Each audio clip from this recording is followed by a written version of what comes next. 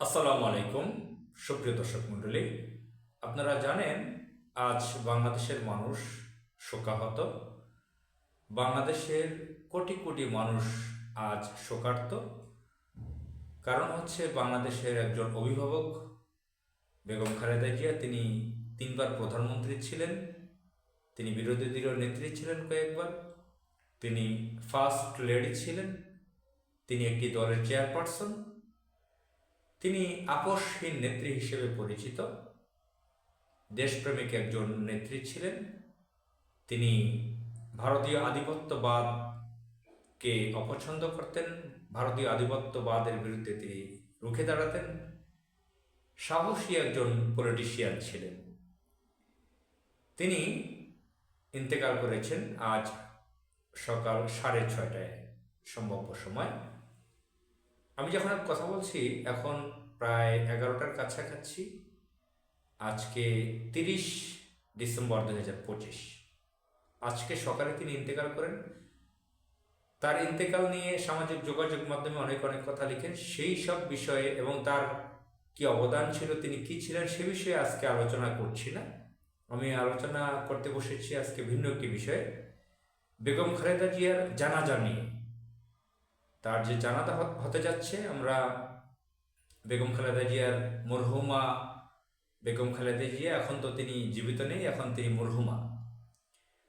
তো তিনি ইন্তেকাল করেছেন, তার জানাজা হবে একজন মুসলিম নারী হিসেবে, মুসলিম পরিবারের সদস্য তিনি, সেই হিসেবে তার জানাজা হবে। সেই জানাজার তারিখ বর্তমান অন্তর্বর্তীকালীন সরকার এবং তাদের দল বিএনপি সেখান থেকে জানিয়ে দেওয়া হয়েছে। আমরা মিডিয়ার কল্যাণে জানতে পেরেছি আগামী 5 জোহর জানাজা হবে মানিক মিয়া অ্যাভিনিউ সংসদ ভবন এলাকায়। তার দাফন হবে শহীদ প্রেসিডেন্ট জিয়াউর রহমানের কবরের পাশে, পূর্ব পাশে। তো এসব বিষয়ে সংক্ষেপে উল্লেখ করলাম। আজকে আমি এবার কেয়ার হাসপাতালের কাছে কয়েক ঘন্টা সময় ছিলাম। আমার একজন বন্ধু ছিলেন যিনি মিডিয়ার সাথে সম্পৃক্ত এবং একজন প্রকৌশলী, এবং সেখানে আরও আমার সাংবাদিক বন্ধুরা ছিলেন। তাদের সাথে একটা সেখানে আড্ডার মতন ছিল। আমরা শোকাহত পরিবেশে আমরা একে অপরের কথা বলেছি বিভিন্ন বিষয়ের উপরে, দেশের রাজনীতির উপর, খালেদা জিয়ার বিষয়ে। আমি নিজে একটি জাতীয় গণমাধ্যমে সেখানে মতামতও দিয়েছি। বিশেষ করে খালেদা জিয়াকে আমি ছোটোবেলা থেকে শ্রদ্ধা করি, সম্মান করি। খুব ছোটোবেলা তাকে অনেকবার দেখেছি। তো আজকে সেখানে এবারকার হাসপাতালের যে বিভিন্ন ধরনের জটলা আড্ডা ছিল, সেখান থেকে অনেক কথা আমরা শুনতে পেয়েছি। আমাদের আড্ডাতে একটা কথা হয়েছিল, এক সাংবাদিক এবং আমার এক প্রকৌশলী বন্ধু, তিনি বলেছিলেন যে তার জানাজাটা তার ছেলে জনাব তারেক রহমান যদি পড়াতেন সেটাই ভালো হতো। নিজের সন্তান জানাজা পড়ালে ভিতর থেকে যে একটা ভাব আসবে, সেটা বাহিরের কোনো আলেমদের মাধ্যমে আসবে না। তিনি পড়ালে পারতেন। জানাজা পড়ানো তো খুব কঠিন কাজ নয়। তার কিছুক্ষণ পরে আমি সামাজিক যোগাযোগ মাধ্যমে একটা স্ট্যাটাস দিয়েছি 2টি বাক্যর, তারেক রহমান জানাজা পড়ালে উত্তম হতো কোটানকোট, অথবা তার ভাইয়ের সন্তানেরা, খালেদা জিয়ার ভাইয়ের ছেলেরা জানাজা পড়ালে ভালো হতো। এটা আমি স্ট্যাটাস দিয়েছি ফেসবুকে। তো সেখানে অনেকে ক্ষিপ্ত হয়েছেন। আমাকে এই স্ট্যাটাসের ওখানে কমেন্টসে অনেকে বাজে মন্তব্য করেছেন, অনেক তুচ্ছ তাচ্ছিল্য করেছেন আমাকে। তো এর মধ্যে চরম তুচ্ছ তাচ্ছিল্য বাজে কথা বলায় একজনকে আমি আনফ্রেন্ডও করতে বাধ্য হয়েছি।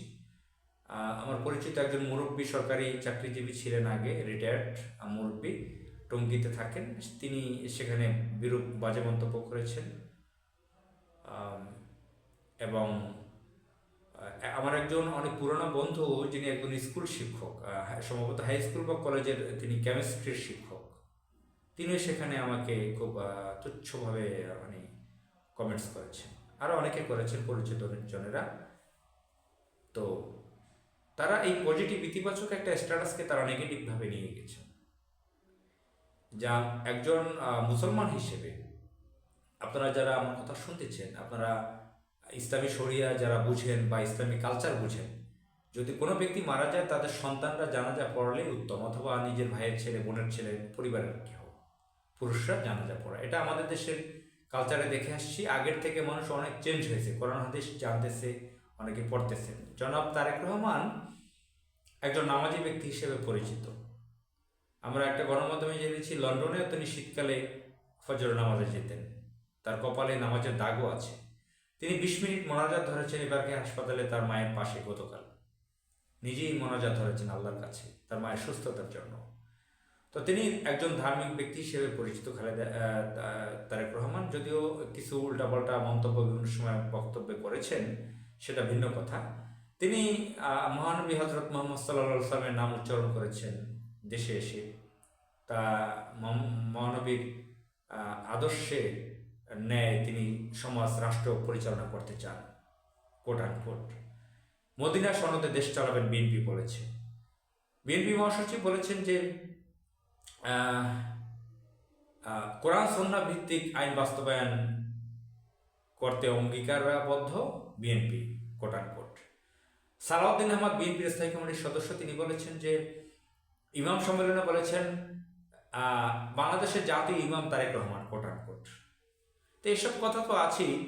তাহলে শহীদ প্রেসিডেন্ট জিয়াউর রহমান একজন ধার্মিক ব্যক্তি ছিলেন, ধার্মিক ব্যক্তি।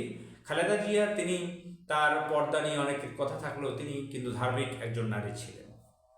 তো আমাদের দেশের সমাজে অনেকেই আমরা এখন দেখি আগের থেকে অনেক চেঞ্জ হয়েছে। এখন ঘরে ঘরে, দোকানে দোকানে মিলাদ পড়ে না, এটা চেঞ্জ হয়েছে। এখন অনেকের জানাজা নিজের সন্তানরা পড়াবার চেষ্টা করে। এখন অনেকে পশু কোরবানি করে, নিজেরা করে। অনেকে হুজুর দাওয়াত দিয়ে যে করে, এটা কমে আসছে, অনেকে নিজেরটা নিজে করে। তো সন্তান হিসেবে তারেক রহমান যদি জানাজাটা পড়াতেন সেটা উত্তম হতো। সেটা আমি সেখানে স্ট্যাটাস দেওয়া অনেকে ক্ষিপ্ত হয়েছেন, কেউ কেউ আমার পক্ষেও লিখেছেন। একজন প্রফেসর, আমার বন্ধু, তিনি অনেক সিনিয়র আমার বয়সে, ঢাকা ইউনিভার্সিটির একজন প্রফেসর। তিনি বিদেশের কয়েকটা ইউনিভার্সিটিতেও গেস্ট টিচার হিসেবে ক্লাস নেন। তো তিনিও সেখানে একটা কমেন্টস করেছেন নেগেটিভ, অথচ তিনি একজন আলেমও, শুধু একজন প্রফেসর নয়। তিনি অনেকগুলো ভাষা জানেন, 6-7টা ভাষাও জানেন। তো জানি না এগুলো কেন এরকম করতেছেন। আমরা জানাজার ব্যাপারে জানি যে এটা খুব কঠিন কাজ না।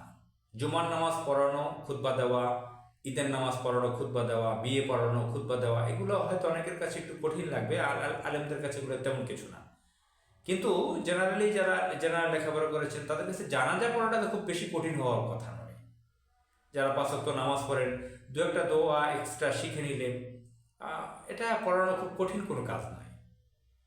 তো আমার জীবনে আমি বহু মানুষের জানাজায় পড়েছি। আমি তারেক রহমানের ছোট ভাই খালেদা জিয়ার ছোট ছেলে আরাফাত রহমান কোকুর জানাজায় উপস্থিত হয়েছিলাম অনেক রিস্ক নিয়ে। আমি একটা প্রতিষ্ঠানে চাকরি দিয়েছিলাম, তার একজন ডিরেক্টর ছিলেন আওয়ামী লীগের। অনেক রিস্ক নিয়ে জানাজা পড়তে গিয়েছিলাম। তো আসলে এই যে উল্টাপাল্টা কমেন্টস আর সামাজিক যোগাযোগ মাধ্যমে অনেকে না বুঝে করেন। আমার নিজের সংগঠনের, আমি জামাত ইসলাম করি, আমাদের সংগঠনের অনেক, আমার মনে হয় অন্ততপক্ষে 200 লোককে আমার আনফ্রেন্ড করতে হয়েছে।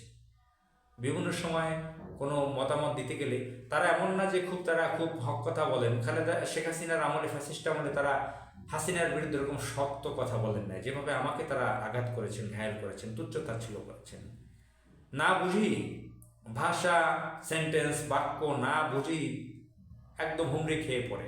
ওই যে বলে না বট বাহিনী, একটা আইটি শব্দ আছে যেটা ইসলাম বিরোধী শক্তিরা এখন ব্যবহার করে, বট বাহিনী বলে জামাত ইসলামের লোকদেরকে, সামাজিক যোগাযোগ মাধ্যমে যারা অ্যাক্টিভ তাদেরকে, সেই বাহিনীর সম্পর্কে তারা বাহিনীর নাম দিয়ে দিয়েছে। তো যাই হোক, এই ধরনের কাম্য নয়। আমাদের আসলে ভাষা, বাক্য, সেন্টেন্স বোঝা উচিত। আর জানাজা পড়ানো খুব কঠিন কাজ না। তারেক রহমান তিনি পড়ালেই উত্তম হতো, বা জাতীয় মসজিদ বাইতুল মোকাররমের খতিব না পড়ালে তিনি পড়ালেই উত্তম হতো বলে আমি মনে করি। আসসালামু আলাইকুম।